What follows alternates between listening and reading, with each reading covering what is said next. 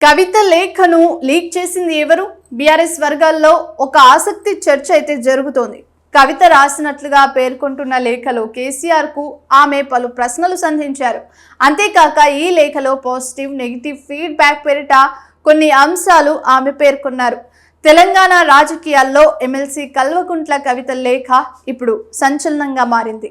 గత నెల 27న హన్మకొండ జిల్లాలోని ఎల్కతుర్తిలో బీఆర్ఎస్ పార్టీ రజతోత్సవ మహాసభ జరిగింది. ఈ సభలో ఆ పార్టీ అధినేత మాజీ ముఖ్యమంత్రి కేసీఆర్ ప్రసంగిస్తూ కాంగ్రెస్ ప్రభుత్వం లక్ష్యంగా విమర్శలు చేశారు. అయితే ఈ సభ తర్వాత పార్టీ అధినేతకు ఆయన కుమార్తె ఎమ్మెల్సీ కవిత 6 పేజీల లేఖను రాసినట్లుగా ఒక లేఖ గురువారం రోజు బయటకు వచ్చింది. ఈ లేఖపై బీఆర్ఎస్ నేతలు, పార్టీ కార్యాలయం, కవిత కార్యాలయ వర్గాలు గాని స్పందించలేదు. దీంతో ఈ లేఖపై బీఆర్ఎస్ వర్గాలు అనేక అనుమానాలు వ్యక్తం చేస్తున్నాయి. అసలు ఈ లేఖ కవిత రాసిందా లేక ఇంకెవరైనా రాసి ఇలా ప్రచారం చేస్తున్నారా అన్న సందేహం నెలకొంది.